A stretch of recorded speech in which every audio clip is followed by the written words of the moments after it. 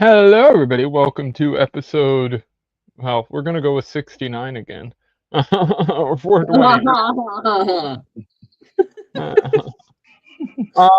We are joined by the regular crew. We've got Eli back from the Great Beyond, and we're gonna cover a bunch of random shit today. I have had quite the fucking sporadic day. It's been a lot of chaos, which is fine. I'm normally pretty cool with that, but it kind of made scheduling a little bit weird. So we're a little bit late, as per usual. I have been doing that a lot recently. I'm going to stop that. I have a sort of new schedule going in place here that's going to fix a lot of my sleep and just random get stuff done schedule stuff up a little bit better, especially as I gear up to try to move or do something as far as positioning myself somewhere other than here.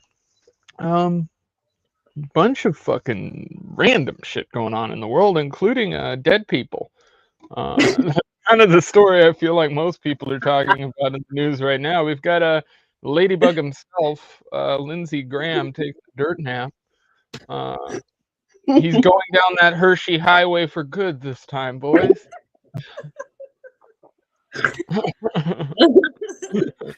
Oh man! I can think of all the bad puns for Lindsey Graham's death, and then on top of that, I had a fucking weird conversation today. This happened literally just like 45 minutes ago. I was on Twitter. I hopped into Twitter Space for just a second, and somebody on there was like, "I I listened into that Outlaw Thoughts show you were doing, and your intro was a Western song. Why is that the intro to the thing? And I don't think I've ever actually explained why I intro the show with that music, other than probably when I first started introing the show with that music. And since it is going to change down the road here soon, and that will likely become some kind of outro music or something else, still going to use it somewhere. The reason I use that music is because it's reminiscent of the Heart of Gold song, which used to intro Opie and Anthony back in the day. So, Yeah. old school Opie and Anthony fan, I wanted to intro the show with something similar to that. This is back when I had 4 or 5 people on the show at once. And so I used that song that I found. I contacted the guy who wrote it, got permission to use it, and started using it on the channel. So it's still Oh, going to I get was used. way off. I thought that was Jew fusion or something. I like it too. It reminds me of like the old school Django Unchained. If you ever Yeah. like, Yeah. and I'm not talking about the one with fucking Jamie. Look, props that they wanted to, make a white guy who's like Italian into a black character, but I'm talking about the original one, the spaghetti western, where he's walking around and he's got Yeah, a minigun in the fucking coffin, I'll which show you. So it makes no this sense.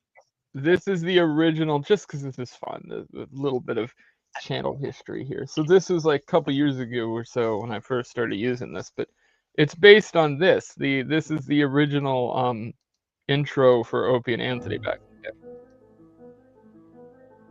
Oh yeah, It's gonna hit me so nostalgic. This was like my getting up in the morning and driving to work music. Yeah, I would. This is like the best wake up music ever. Yeah. I'm just we driving don't on know my what way to this is work. from though. Like the fact that they, not mistaken, it's good, the bad, and the ugly, right? It is, yeah. It's not fistful. It's good, bad, and the ugly. I know so much of Sergio Leone's music. I always get it confused. But that Or was not how they Sergio, were but Ennio intro So the like time. I think it was like, oh my god, maybe like 10 or more years ago since I even had like, Opie and Anthony just like playing whatever I had downloaded, playing in my car on the way to work. That became such a ritual for me. So it's very weird to like hear it now. I'm right now up to December. I'm in November 20th, 2006. I'm listening back through to all the original Opie and It's Anthony like a right fucking now. playlist. I do. There were some Jim Norton episodes I had to skip because there were sometimes Jim Norton. I was just like, I can't Jimmy. deal with him this early in the morning. I'm It's so wild. excited to finally meet him at Skankfest because he's going to be there. And That's blasphemy that you're talking about. You had to skip some of the Jim episodes. Like, no, the the Jim cringe episodes are is my why favorite. Jim's good. This Yeah, is how good Jim is. When Patrice episodes would come on, where Patrice would be replacing Jimmy and Jimmy wouldn't be there, it would irritate me. I would get actually ticked off. I'm like, I like Patrice, but I fucking yeah. know if I mean, Patrice. I hate change more. right? Yeah, I love Patrice. He's my goat.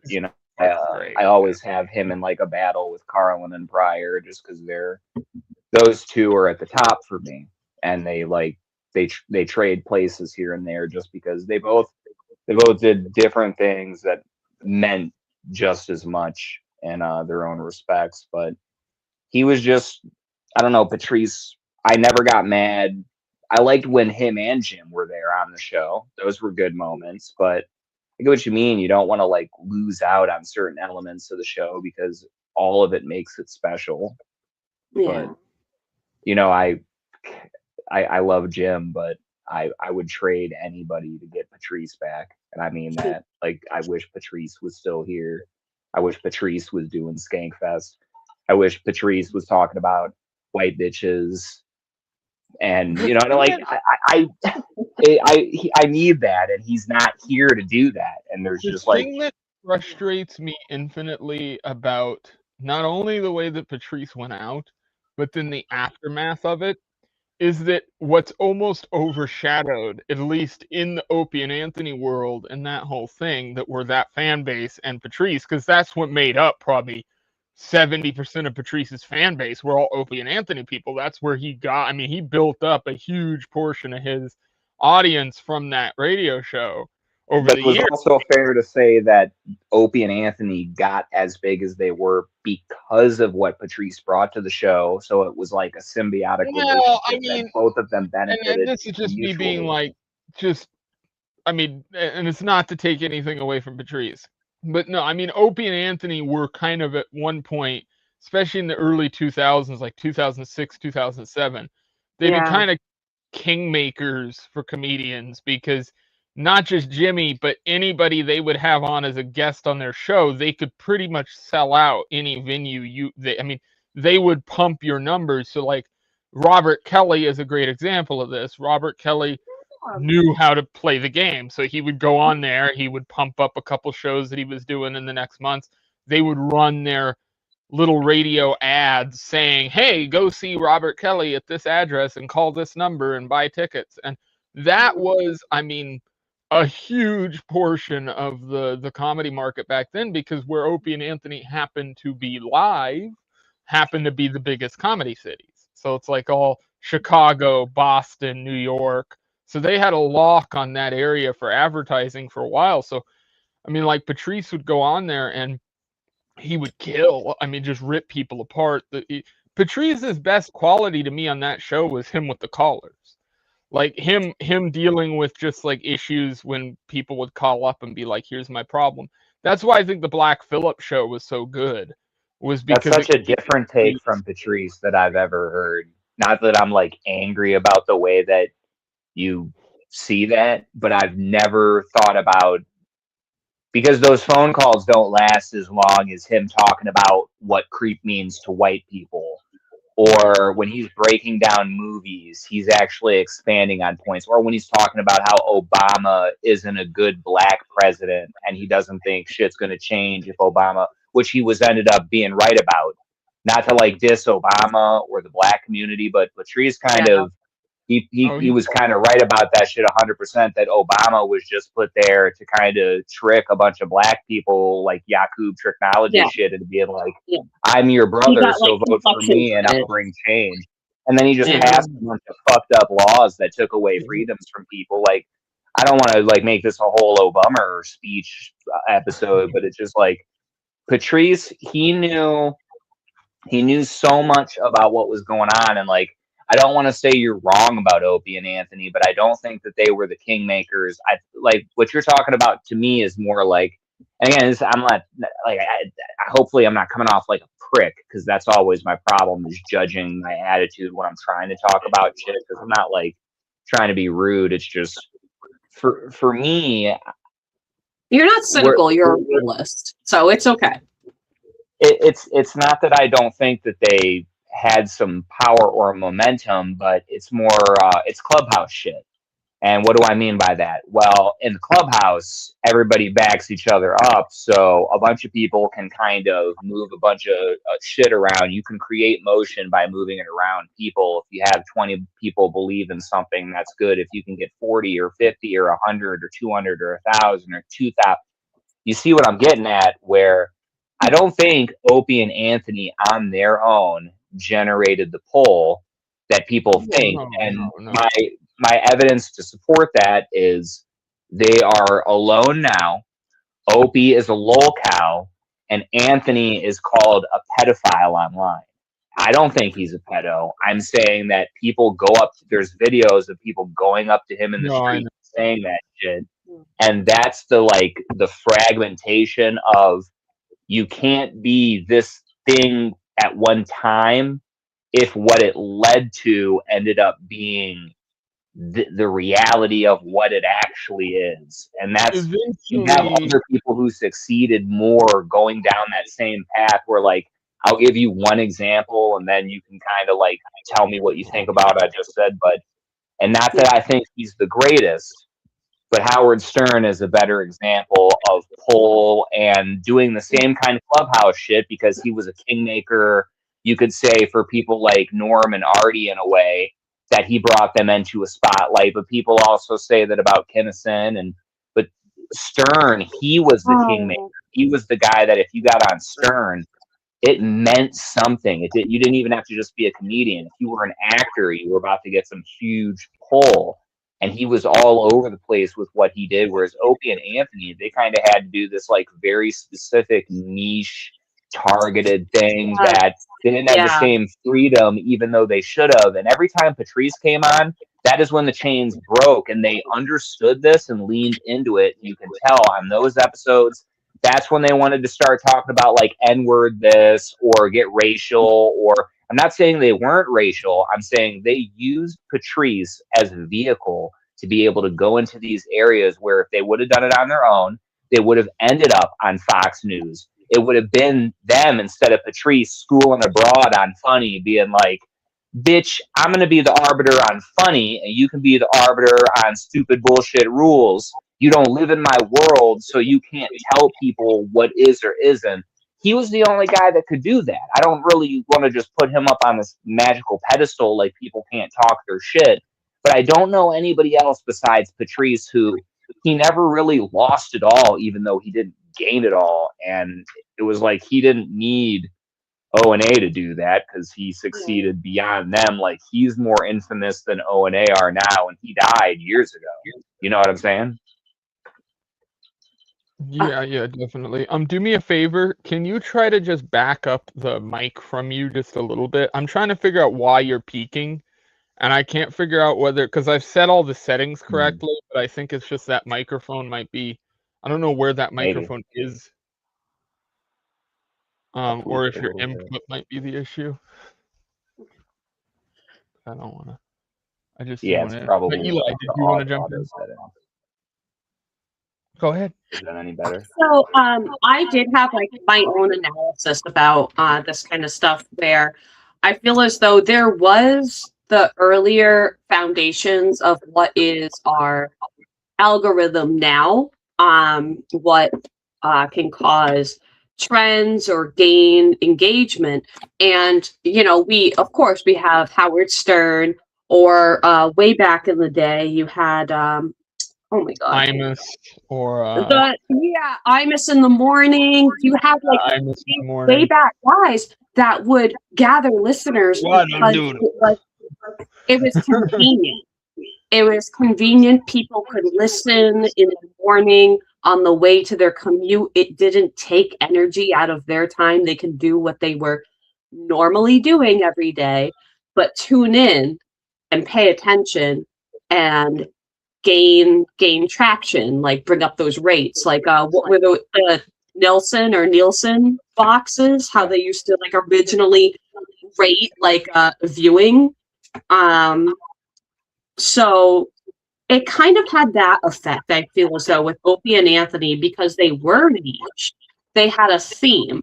They had a consistency to them where every time you tuned in, you knew you were listening to this, this kind of gritty comedy that was very much like a personal taste. You had to be the right person to be able to get it and enjoy it. But it brought those people in, and all they had to do was tune into that channel on their way to work, or, however you recorded it, and then give it viewings on whatever streaming service or YouTube or something that they were on. So this is like an earlier, more primitive form of the algorithm and engagement. And I feel like Opie and Anthony they figured out the morning talk show type thing, but they put a niche to it to attract very focused, more loyal listeners. So it's not like something that just anybody can listen to. It's niche where it's like the people that listen to it are, it's going to resonate with them personally, and they are going to come back every single week, because this is the kind of shit that they like to listen to personally. So it gains loyalty as well as engagement. So in a sense, I do see that as a bit of a kingmaker, But in order to evolve beyond that show, you did have to hold your own, like Patrice O'Neill, that could do more than just Opie and Anthony. That's my Yeah, take. I think the comparison that I make a lot too when I talk about it with Howard and Opie and Anthony kind of in the same argument. I mean, and this is ultimately what I think. And I'm writing and wrote. I mean, I already wrote it, but I wrote this like script to do a documentary on like the history of Opie and Anthony a long time ago, and I never did it because I didn't get the right interviews and stuff. So I'm still working on doing it, but Should happen. My whole position was the difference between Opie and Anthony and Howard Stern was that Opie and Anthony had the pests, and that what they were able to build up with the fan base they had was something that Howard was never able to do. Howard could point at a comedian and say, "Go see this comic," and that would work for a short amount of time. But what Howard couldn't do was install a fan base. He couldn't point to a comedian and say, "Here's these 5,000 people who are going to follow you around and watch you wherever you're going in this area of the U.S." Opie and Anthony couldn't do that either. It was the same kind of, not to like, Well, I don't want to take away from you, but it was I agree with you. This is what I'm getting at here is what Opie and Anthony would do, and I frankly I think Jimmy is the one who propagated this, because when they had Jim Norton in as a guest originally, and then eventually he became the third mic, I think they realized that comedians add something to the radio show that you just can't get from outside a comedian. Like, you're just not going to get the same kind of banter back and forth and stuff that they have. And I think ultimately what I'm kind of getting at here is Opie and Anthony didn't have the king-making ability. What they had was a rampant fan base that was far more passionate than, in my opinion, any other group that existed. I think it's ultimately what killed them, by the way, is that fan base. I think the Pest quite literally got to Opie and broke him down, and the Pest ultimately turned on individual people in the show. And obviously Opie and Anthony's own actions are the reason that show doesn't exist anymore. But the Pest So, like, played gonna revive. a role in it. Because if you The can't, OGs of trolling. they'll eat you alive, man. Like, you're and They they would took try. Opie and Anthony from us. No, it makes sense. Like, if you're gonna revise to that, because I took issue. I don't even want to make it a big deal, but the idea that O&A on any level, and like if I ever meet them, it's not like I want beef. It's just like on any level they were not kingmakers, and it's just, if we're being objective, it's not like about anything personal. You look at them, and then we just talked about Howard, and we're just looking at scale. We're just looking at scale. We're separating the art. We're looking at scale. Yeah, and well, I you're also right. think Howard was on a hell of a lot more radios. And then you go He beyond had that Howard. Nielsen family value. You go beyond on Howard, because that's the next level. It's like Super Saiyan. You got to keep going to even a further beyond. So what's beyond Howard? What did everybody talk about? What did everybody talk about beyond Howard? Is like going on Letterman, going on Leno. Now that's TV. It's not radio. But again, I'm talking about scale and exposure and king making. So to go from Howard Stern, which is more of a kingmaker than Opie and Anthony, you're now at a level where you're on TV with Letterman, where you've had some of the biggest names, Seinfeld, Louis C.K. They've all said, "Oh, if you got Letterman or Leno, if you did any, you were good. If you had tickets to sell, you would sell out. You were fine." And there's you can go beyond and beyond that. There's plenty of levels you can pick apart, but I'm just saying, in terms of scale, there was it was just another show that, if like the reason it became infamous is because of how, like you said, they were willing to like have certain people on that would allow them to go places, because they got in trouble when they themselves tried to do things. They got way too cocky, and I mean this respectfully, were like, they thought that they could do what the guests they had come on were doing. And no, you had a plausible deniability thing, because when you would have guests come on, they're leading the conversation, and you can be like, why? I don't know, just saying wow, shit, you're having a good time.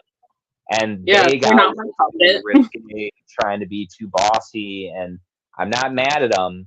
But if you're not Howard Stern and you're not fucking Letterman and you're not even Dancing with the Stars or whatever, or like America's Got Talent, I'm being goofy now, but you get what I'm saying, that like there's kingmakers and then there's a show that you might blow up if you get a viral moment, but that's anything else now. Like you go on and I mean, Ben Avery made a whole career off of like a viral moment, which it's not that he didn't deserve it, but I'm saying like that's how shit can happen. You know what I mean? People for the wrong reasons all the time sometimes should look at Chud the Builder, and now he's locked up. Like there's definitely ways to go with this shit, but I don't know. Just O&A is not like I love those guys, but yeah, they were not the show. It was everybody else that came on the show. The same way that like Stern was great, but like I don't think people were tuning in for Robin necessarily. I think they were there when Artie came around, and that was the biggest. And you had Stutter and John, and it like during a certain time. I was honestly never a Stern guy, primarily because, and I've tried even now to go back and listen to Stern, and I just don't find it funny. I get it. It is to me, it's Stern's an actual shock jock. Like he is a shock jock, whereas when I would listen, when I'm even going back through now, listening to Opie and Anthony, like yes, they do shock jock things, but they look at them as bits. They don't look at them as the show. It's whereas exactly Howard ran a thing like that, and like it gets too edgelordy. Yeah. Where I mean, like and a great example of it is what I refer to as the Howard Stern sex era, where it was just like, even back then, if you go to like back then on message boards and shit, people were like, this is just not a show anymore. Like we're just listening to basically on-air pornography. Like that's not it's not genuine. We like even something Howard said the reason he basically did that was because it was his own thing. He liked it. So it's like he just kept doing it. It's like, okay, but then you're not really thinking about it. So I was never like a guy who watched him. You respect That's what a he very did. fair point to make, but I think you would also agree with me that like I don't like O&A for the reasons I stated. You don't like Howard for the reasons you stated. Yeah, I still respect Howard. If we go back to scale though, like I think you would argue Stern probably did more for people like O&A to be able to express their thoughts on radio and not have the court of law come down on them, because Stern was the one who, whether people liked it or not, because he was doing what he was doing, a lot of people tried to shut him down, and he pushed boundaries for freedom of speech the same way South Park did for animation. Nobody ever wants to give Matt and Trey enough credit that because they were willing to be the guys that got shit on all the time and took all the fucking heat and just didn't care and smoked weed in the mountains of Colorado and said, fuck you, buddy guy. Show up on the award ceremony in dresses, like absolutely fucking tripping on acid. Fucking beautiful. Like that's what it's about for me. So like O&A never really did anything like that, and the one time they did like tried to get edgy, their ego took over and they fucking lost their show. Whereas like Stern never lost his show, and he did shit way crazy. That's what I'm saying. He did shit way crazier, and whether for the right or wrong reasons. I mean, Artie Lang left the show because Howard was like you said, making it into a bit about like something that was trivial. That you should probably leave that alone and Artie just let him hang out and do his thing on the show. Don't be upset because say I need an apology from you for fucking 2 hours on your show. I'm everybody's listening, and that's what you're making the show about. So I'm not saying Howard's perfect, but that motherfucker never lost his show, because even though he was doing, hey bitch, get on the Symbian and how many orgasms can you get, and you know, he, for whatever reason, he knew how to navigate the storm, whereas O&A, they weren't at that level. And that's all I've been saying for this whole thing is like, scale, O&A are cute, and I love those guys, but they never did what a Howard did. They never did what a Leno. I'm not the biggest Leno fan, but I understood what Leno was for anybody who, like, again, levels. Some people could only get O&A. Sometimes you had to do O&A to see if you could get Letterman. So if you want to be like that, sure. But there's a lot of places that had that same kind of pull. It wasn't just O&A. You could argue anybody could like go on a show and do well. They're just known again because everybody always brings up Patrice when they talk about O&A. They don't really talk about O&A. It's like I've always heard Patrice referenced on O&A before people are just bringing up O&A bits. And I don't know I think a lot of that has to do with the fact that because he would always go on there for long periods of time, so a lot of the stuff that people remember, a lot of the funny Patrice moments that happened were conversational and just happened to happen on the show. I wanna switch gears because I want to play this Lindsey Graham thing real quick, and then I was just gonna say, speaking of kings, let's talk about the queen. The death of and then queen. can you tweak around with your mic a bit? It still sounds peaky, and I'm gonna have to I can go through and edit this episode and probably fix it in post, but I'm not sure what's going on. What's Whenever you, I don't know if it's a pop filter thing and it's with PT words or something, but it just is. I don't know if Eli hears it on her end, but it gets a little bit, yeah. When it gets You're getting sharp. Yes, staticky, sharp, weird sounds like it's peaking. But I don't know. I do hear weird flange when you talk too. I don't know if it's on my not to say it's not me because I just turned all my stuff down, but yeah, I mean I can go back. Noticed that. I can go if I really want to get third person-y, I can solve this really quickly here. Actually, one second. That's going to be great for the guests to let us know how bad it is. If it is just me, I need to know. No, I know. I'm just gonna bring up the YouTube channel right now, and I'm going to watch back. I really want to talk about how shitty and awful Lindsey Graham was. I had to bring up that conversation today, and it's so weird.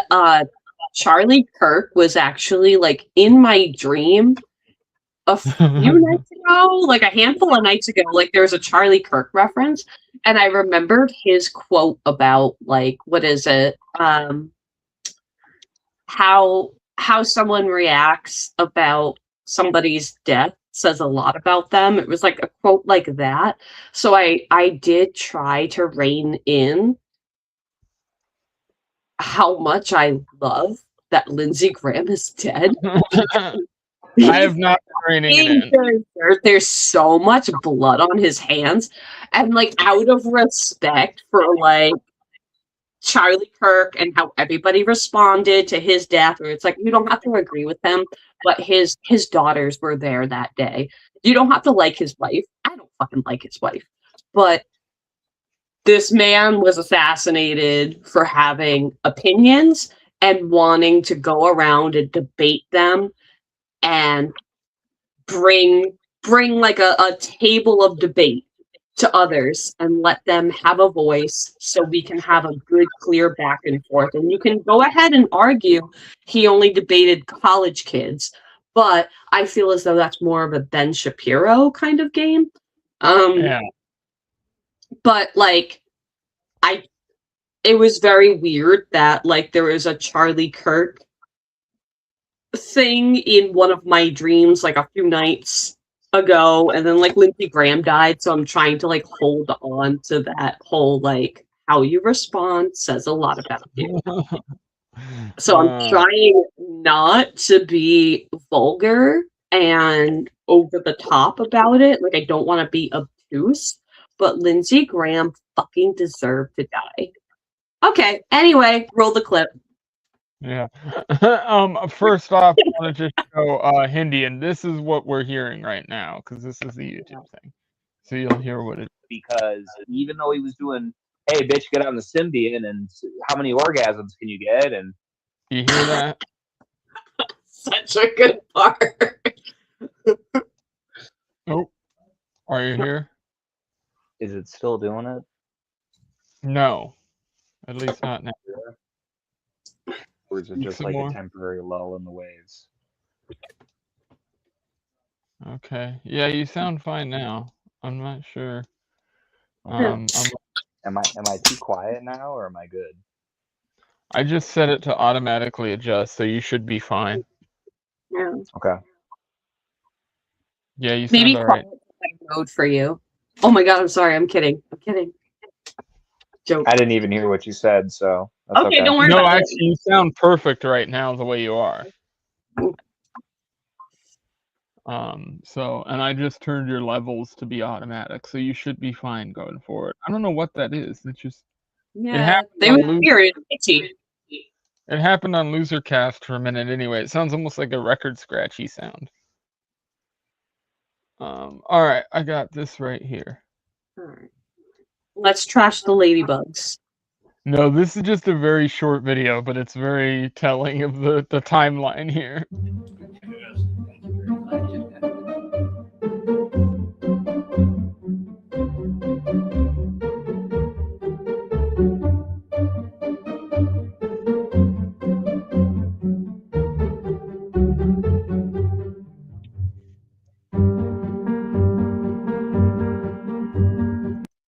So that's sort of where this conversation kicks off. Lindsey Graham goes and visits. I love that little Russian minuet that was going on. A little Soviet minuet to tie in. Love it. So fucking Lindsey Graham goes and visits a plant where they are manufacturing drones involved in the Russia-Ukraine war.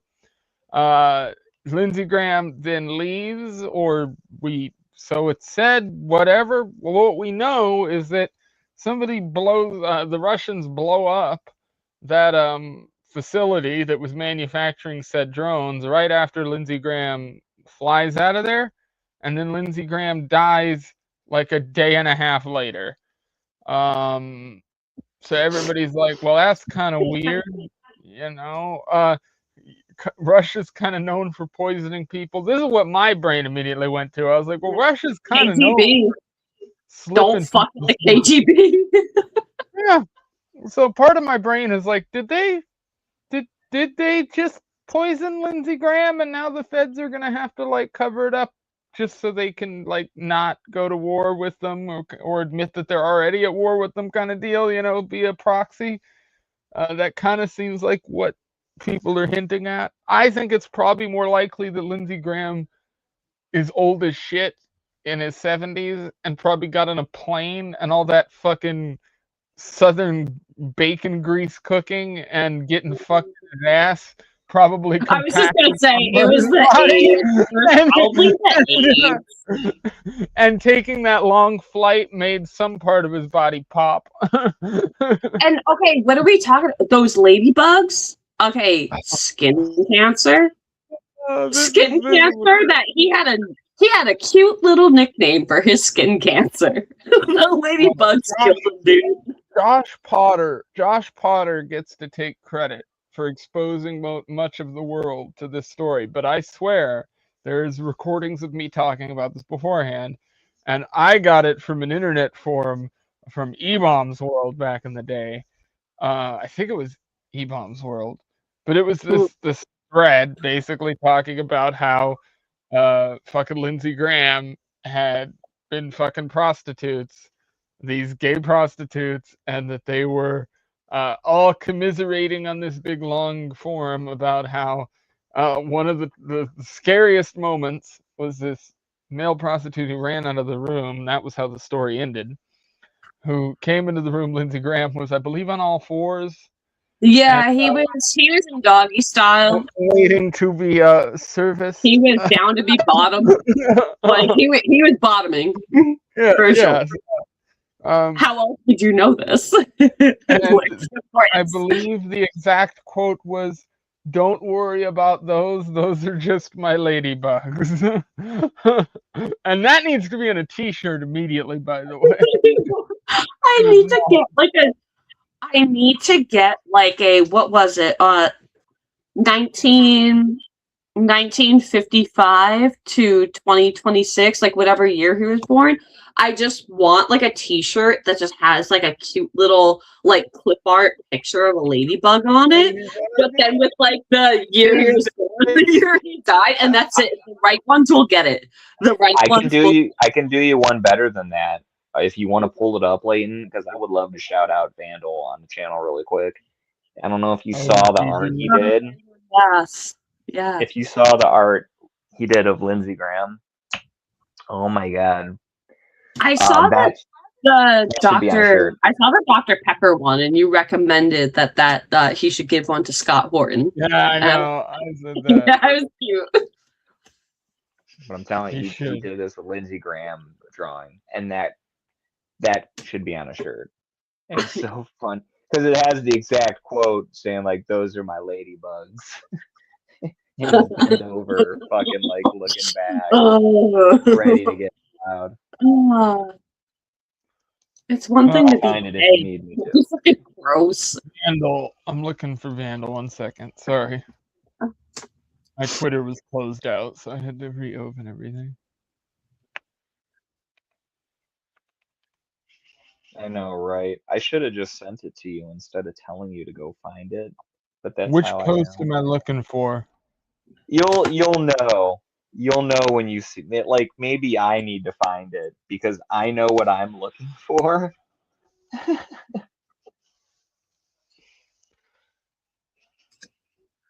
Oh, I found it.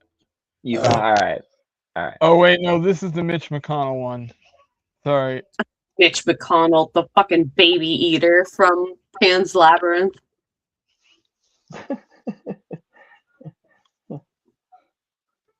He's another one. Like, just please. Find it. Yeah, I'll try and find it immediately. Sorry. I feel like with Lindsey Graham, his death almost felt like, okay, listen, he was this old. He was already like showing signs of just like not being cognitive so very much. So I don't really feel bad about his death, but then you look into his history and his actions, and he's basically fucking Wormtongue from Lord of the Rings in theater here. That's a great comparison. Thank you. I love Lord of the Rings. Anyway, but yeah, he's basically Wormtongue in King Theoden's ears. But Mitch McConnell, I almost feel like I hate the guy. He's a fucking monster too. But I almost feel like I just want him to die out of mercy. Like, dude, just he doesn't. I know this. That's gonna sound so bad. But I anymore. It's just listen. hard to watch. There's some of these politicians that I look at exactly how you just described it, where I'm like, I hate them. I hate them as a person. I want them to burn in hell, but I also just want them to go toward the light because I'm just starting to feel bad. Like an old sick dog that the owners won't euthanize. Remember the Supreme Court Justice? The Supreme Court Justice from just a while ago. I'm forgetting the name of the chick, but she was like 90 something or some crap. She had to weigh 85 pounds. Oh, is that Nancy? I can't remember her name. Nancy Pelosi. No. Nancy Pelosi looks like a crypt keeper too. She needs to go too. I just feel bad that she's still breathing. She shouldn't be wasting our oxygen. Anyway, continue. But yeah, it was she had an abbreviation to her name. She was important for voting for like women's rights stuff and all this crap. Oh, the one that had that tiny little. Yes. Her. Yeah, she was like she almost could. She was like she was just basically a skeleton for multiple years. Yes, it's like when I was in nursing, I used to take care of these people in the nursing home, and I would pick them up and change their diapers, and that's all I'm seeing when I'm looking at these people. Is just like you need your suppository and your blood glucose checked at 2 a.m. Anyway. There's your t-shirt, Eli. I read this story earlier about Lindsey Graham, and this is what I can imagine. I hate it. I hate it. It's so gross. I know you want that as a t-shirt, though.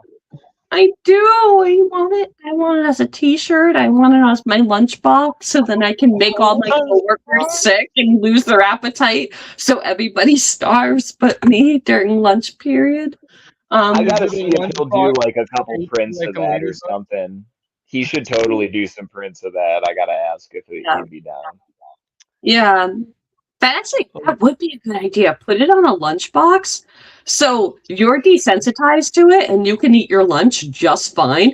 But everybody else in the break room is just like, they are just starving to death because Under they this logic, you could do the same thing with goatsy or lemon party. This is Yes. Oh my Jeez. God, lemon party. 2 girls, 1 cup, whatever you want to do. If you can psychologically torture your coworkers, that just sounds like a good time to me. Anyway. Don't send your kid to school with microwave that lunchbox. Glad I don't have kids, because that fucking would. Could you imagine? Send your fucking 8-year-old to school with that lunchbox, fucking Lindsey Graham. You get pulled into a parent-teacher conference, but it's to confront you, not your kid. That's so fun. I want to live in a world where that happens and see what the consequences of that are. Yeah, you see, that's why homeschooling has a good future. Your kid can have whatever lunchbox they want if you homeschool. This made me remember this, but because I don't know if you're trying to close the show out, but I'm glad I remembered this because we can't talk about it on LoserCast. I got too good of a pick to do this, and this would have been like a good loser. But did you hear about the fucking the brother and sister that the parents let him get pregnant, and then the whole family got arrested? Wait. There There was was like an actual case of like incest between brother and sister. Yeah, I just saw this shit where it's a black family. And the brother was fucking his sister, and they're both underage, by the way. If that doesn't like make things worse and darker, they're both. I think it's 14 and 15, and the parents are suspect that from the black, so that's kind of interesting. And the parents know about it too. They know, and they're consenting to it happen, and then they allow the baby to be delivered. Which I don't mean to be like dark, because like I'm not the hey, let's abort it guy. But you let an incest baby, fuck it, you let Game of Thrones happen, and you think that there's not going to be consequences, and the police come and they're like, "Oh, yep, it's not fair to the child. It's not fair to the children that." I think I'm in favor of flamethrowering the entire family while they're inside the house. Yes. I think that's the proper reaction to hearing the story. I don't see any other way out. Except I don't see any other way out. The only person that you can say maybe is the victim and needs a pass is the daughter, who's the one who has to have the kid. Sure. You don't know how much trauma, but for the guy, the brother to not have more common sense. For the dad to not intervene, for the mom to not intervene, there's something desperately wrong in that house where I'm like, there has to be a level of sexual abuse and like rape for her to just go along with that. Yeah, I feel as though with something like that's like developing that disassociated shit where you're not even there anymore. Like who knows what that poor and like now that they arrested everybody, they can at least figure out like the intervention did happen this time. We all know plenty of cases where it never happens, but I was at least, I don't want to say glad to see it, but I was like, yeah, how could you let this happen? How could you do this? How could you fucking fail your kids this badly? That's insane. The daughter and the son are also like that. The daughter more in certain ways more so. There's more nuance going into that, but the daughter and the son are also victims. But that child, like, and this is going to sound really bad, especially for like any Christians or Catholics listening. I feel as though so long as the fetus is not cognitive, why are you going to make it exist? What kind of life is it going to have with the situation that's given to it? First of all, it's probably going to be fucking retarded. for lack of a better term. I'm just going to say it very bluntly. But the trauma and the because we all have psychological problems. We all have like mental health issues that we have to go to therapy for. How do you therapy your way out of uncle, daddy, and auntie mom?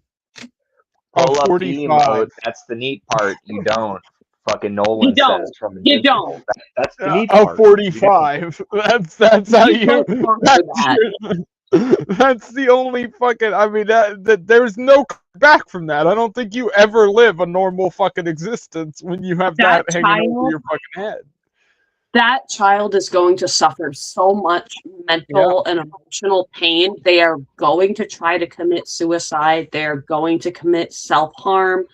They're gonna have an eating disorder. They're going to have emotional disturbances. You know what's worse? That no child deserves. Do you know that it's actually worse for two first cousins to have, or for two first cousins to have a kid than it is for a brother and sister to have a kid? I don't want to say that's all commie gobbledygook, but no. If you look up the DNA tree sequence, what happens is there's more shared DNA between two first cousins than there are between a brother and sister. That's the actual breakout.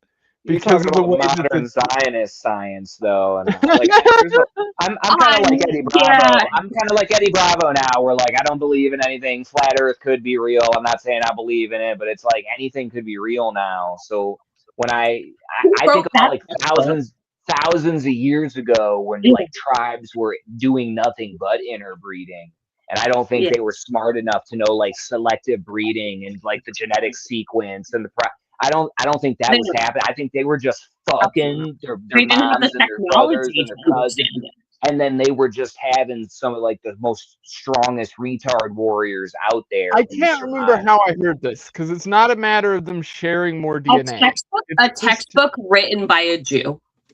Well, yeah, that's what. See, like, she gets. But what it is that Eli's on my team because like we're locked in on this. Is that like that's just what the Z's want us to believe? That's and what the Z's I'm not advocating for like the other because side. Because they want us. Let it happen. They want us to dilute our.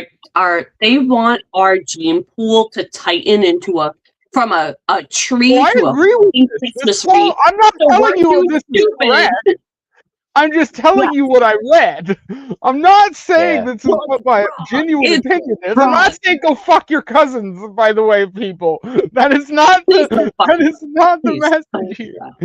Keep your dick away from your cousins.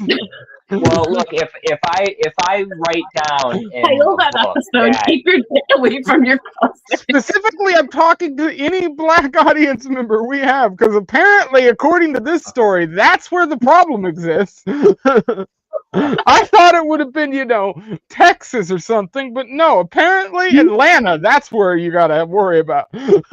Oh, no, you know what? I don't fucking doubt that at all.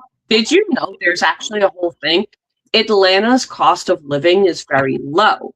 Well, their pay and also their education system into getting into skilled trade is also very low. So if you move to Georgia with the idea that you're going to have this lower cost of living and, that's great or whatever, but over time, you will be so underpaid, you will not be able to afford to ever move out of Georgia.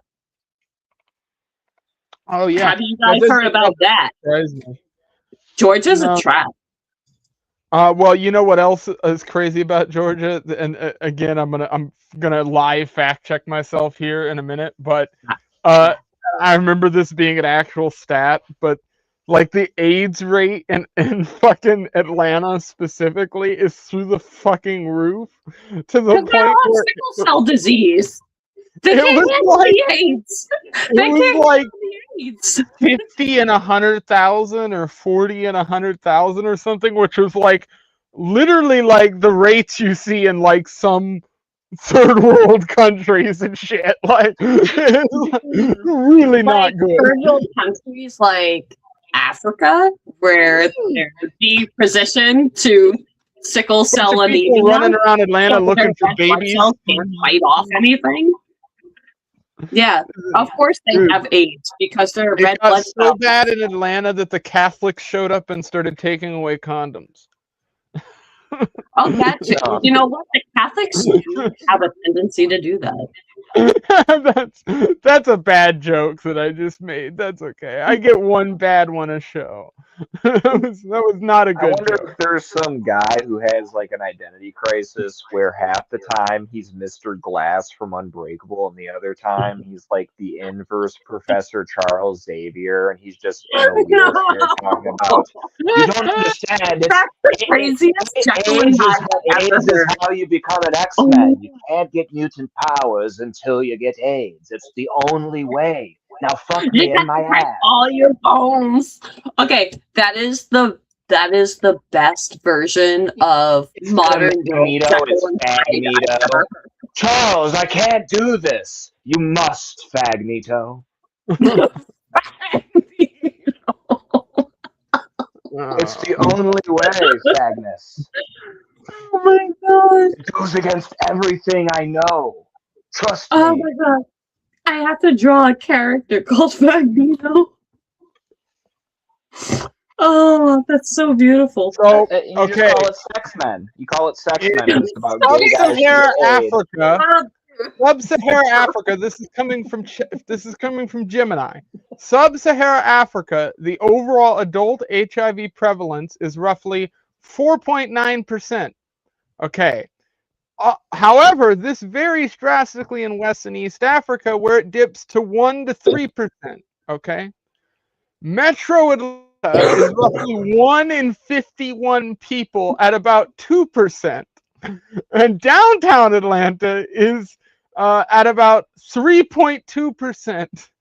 So, yes, there are areas in Atlanta where the AIDS rate is literally worse than Sub-Saharan Africa. That's just Yakub's tricknology. I don't believe that shit. I'm Because gonna listen to Black Charles Xavier. Because in Georgia, you can't get executed for being a homo. In Africa, they still do it all the fucking time. I think it's because Atlanta is full of those Eazy-E types, if you know what I mean. Oh God, yeah. Hey, we don't talk. Nah, man. I'm a huge hip hop head, and if you want to get into serious territory where I create character, we all know Suge Knight gave Eazy-E AIDS and hit him with that AIDS needle. Yeah, dude. Everybody likes to fucking act like Eazy-E was fucking gay dudes, and it's like, I don't know if he played around, but he definitely. I'll swear with you. I think both Eazy-E, Tupac, and Biggie were all probably fucking dudes. They were all hanging out with the wrong crowd.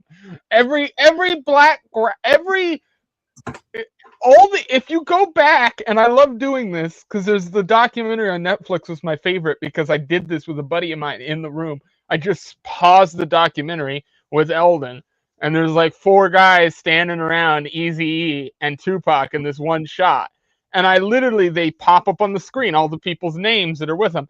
And I showed Eldon, every single one of them was a guy who later on either got turned out in prison or was outed for being gay. And I'm like, dude, everybody in their management, all the people around them, they're all surrounded by fags. Not a secret. Okay, do you know Even if they weren't sticking their dick in places, god damn it, why are so many of the people around you? Like, what is up here? And now they've escalated to all being pedophiles. At least back in the day, we had just a bunch of fags. Like, whatever, it's fine as long as they're not like the buff fag. Can we go back? Can't we go now back? we have a bunch of child fuckers. Like, what are we supposed to do? It's escalated. We traded in Suge Knight hitting people with his fucking classic car in the middle of the street to Epstein. Like, we skipped some stages somewhere along the road here, guys. We need to go back to that time. Tim Dillon was right when he said we need people like Rick Caruso who would have made it so that you could go get AIDS in a fucking park at 2 a.m. That you could go meet some shady character and throw your life away in the asshole of another man who might possibly be cross-dressing that evening. You never You know know. what? But I we think a don't lot want of to it, have that. it's become kind of cliche for people to bring up. But another big thing is like the death of like the seedy New York and like that kind of vibe, and just the overtaking of Hollywood and the sort of sissification that happened of the Hollywood structure. I think it has so much to do with blame in that whole thing. I think Breitbart was one of the guys that really kind of understood that more so, where he was kind of telling people, hey, no, this is a big culture thing. Like, culture itself is shifting, where, like, the concept of making fun of people, the concept of being a bully, these things are getting beaten down, and that's all fine. But once that's all gone and you've created this big universe you're creating, it's all going to fucking suck. And it's going to be devoid of, like, the thing that makes life enjoyable, which is kind of like, to me, is like laughing and seeing people perform and going and traveling and seeing new things. And, you know, that kind of thing. You lose that drive to do it.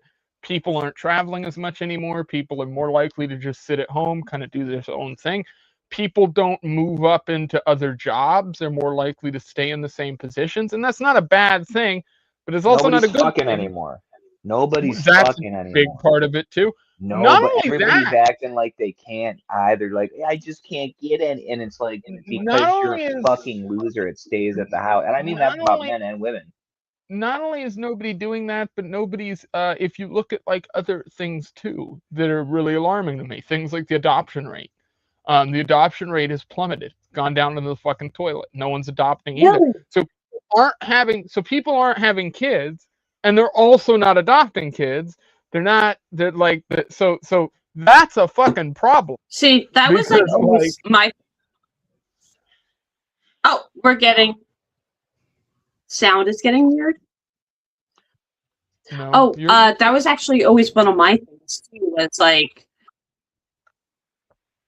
Oh, oh, that's perfect timing. That was one of my things too. And then just loading bar.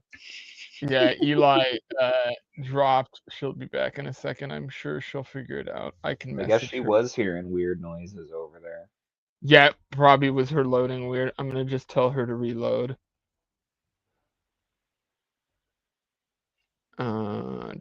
Do.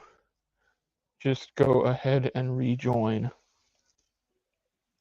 I did want to mention though, like Oh, she, even though hey, she's there we not go. here, there we go. okay, I wanted to like sorry. mention to your point earlier before we get too far that like you're definitely more gracious than I am in that like that incest conversation because I did not see like a pathway to forgiving the brother.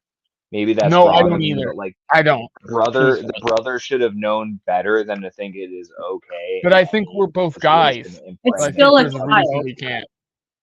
It is still a child, and you also No. Seven is a child. I don't want to like get uptight about it. 7 is like I'm not mature, like mentally mature enough to know even like what shoes I want to wear.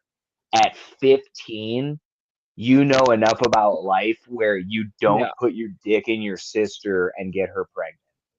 You do.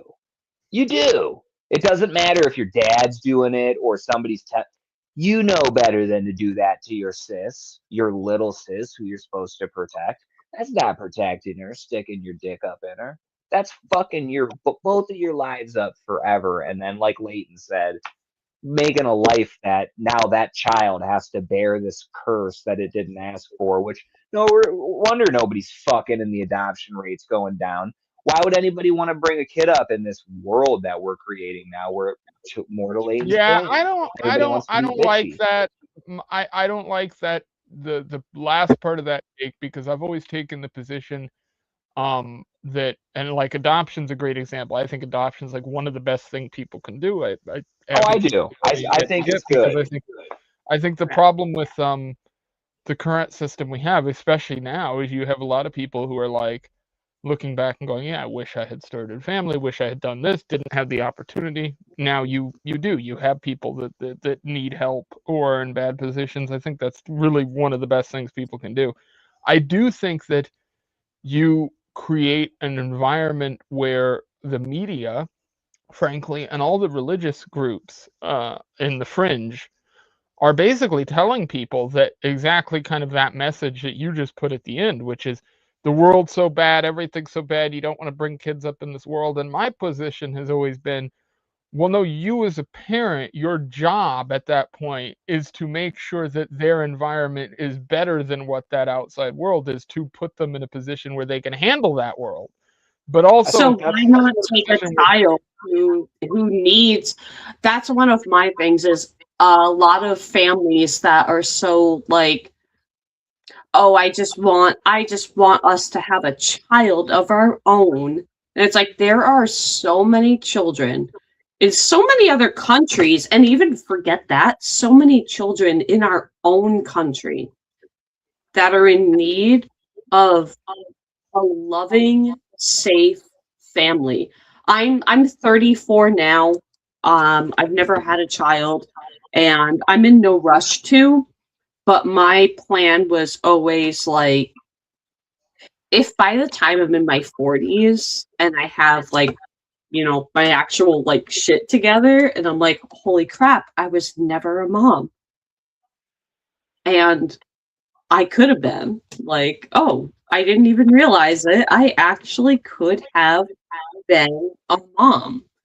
I don't want to make one of my own, you know, at 40. That's maybe not that smart, especially like, you know, with health conditions and stuff.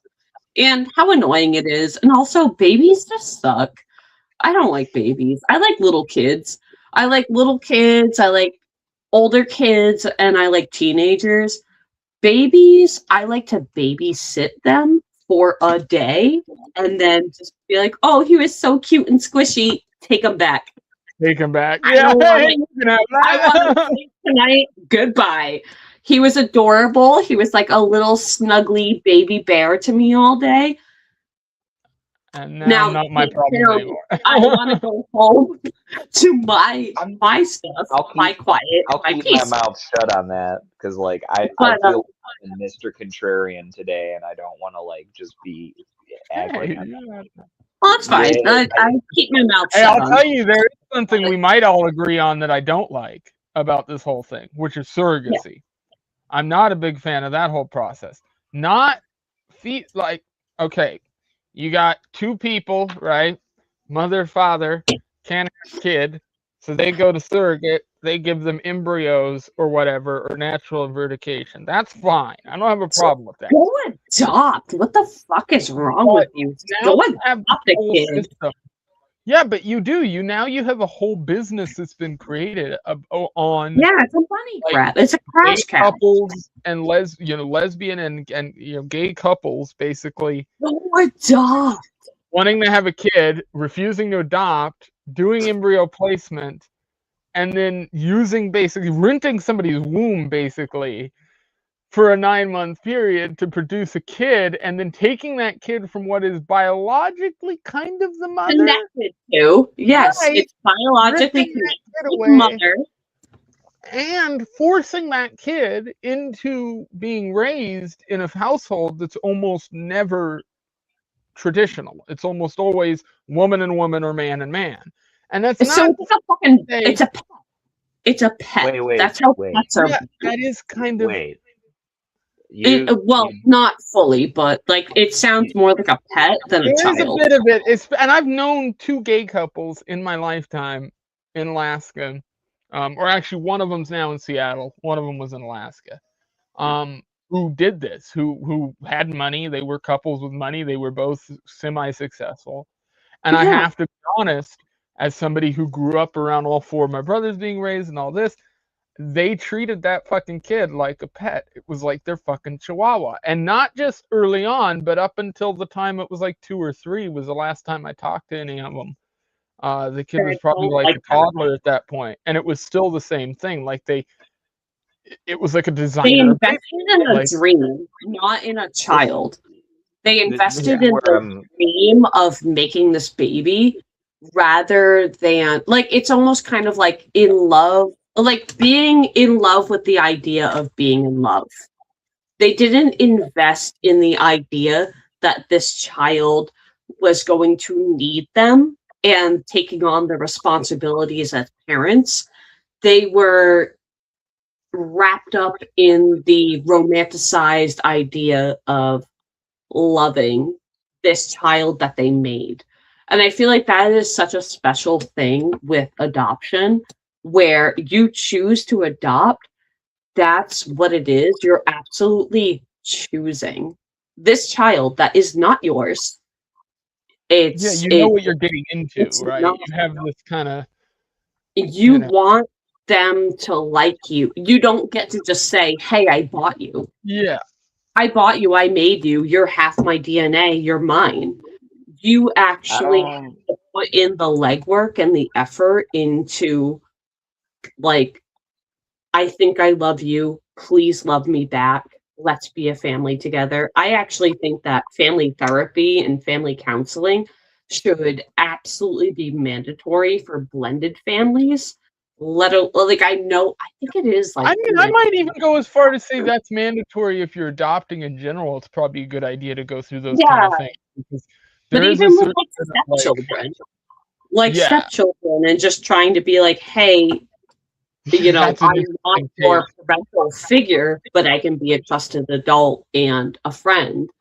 There's not enough of that, because there's way more stepfathers now than there were in the previous generations, and I don't think there's nearly enough done on either side of the biological father, biological mother, and the step parent side to actually try, that relationship is longer, to build those types of connections. So much of it is just like an afterthought, and that's really a mistake, I think.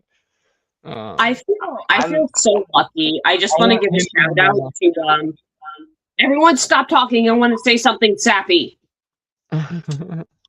I want to give a shout out to my stepmom, Lori. I call her mom. She's known me since I was 16 or 17, and she absolutely became like the mother I always needed. Like, I do want to give, like, I feel like I do have like that good like fairy tale story of at first her and I didn't get along, but nowadays we do nothing but like sing each other's praises, and she's absolutely incredible. So like that is possible, but it comes down to the reciprocating parent to find that. I see that a lot, as well as people with like being a single parent, both single mothers and single fathers. They just want to fill that void, and they end up with like freaking monsters that aren't good for their kids, that abuse their children or don't love them the way that they and I've seen that a lot. That resentment gets projected onto the child, and it's like, it's really fucked up to see that. But that's kind of why, like, I definitely advocate for adoption, because it's a clean slate for both sides. I have I don't like not that. All right, if we lived in a perfect world, I might be able to get behind this, like the idea of what adoption is. Okay, and the surrogacy thing, there's an argument to be made that all of the reasons that you brought up for why that's bad, if you like mad lib in adoption in place of surrogacy, you can actually make the same arguments as to why adoption has just been a long con for people to be able to manufacture children and then exploit those children in a unique way, the same way that we've had child sex trafficking rings. I was just gonna say, it's called human trafficking, and it happens all the time. That's why you have to be fucking careful. Like, we know about the horror movie, what was it, Orphan, with the Ukrainian, like, these orphan children, these adoptable children, there's a whole trafficking with And my them. grandmother, my grandmother was adopted. She was adopted. I've had other people in my family who were, but she was adopted in the sense that her mother had multiple kids. She was just one in the chain, and at the time that she was born, I don't think there was it wasn't other wasn't a father figure household thing. So she gave up the kid. And so she was adopted out when she was, I think, 4 or something like that. I don't know. I haven't asked in a long time. But anyway, the point being, I look at the situations. Yeah, you're definitely right. Trafficking, all that shit has definitely gone on. But I also think, like, okay, a great example of it is here in my town. There's a place called the Jesse Lee Home. That was formed as a kind of orphanage of sorts, kind of educational orphanage house. It was allegedly okay for some people and really a horrible place for others. It's the place where the Alaska flag was designed. A guy named Benny Benson was a kid in the orphanage, entered the competition, sent in his little thing, and that got picked. And that's the flag to this day. That's the Big Dipper with the blue background. That whole thing, like the problem I have with it is that you can't get away from adoption to a degree. Like the only other way to handle adoption is then these kids get given up, they go into orphanages, and you just require them to sit there till they're 18. And the issue with that is that's only partially true. Like, it's not that I want to Kanye you, but there's a wider point to be made about what I'm saying. Where have you ever been a ward of the state? Have you ever been a pawn of the no, I system? haven't, but my mom is. Eli, have you ever been a ward of the state? Absolutely not. Okay, I have.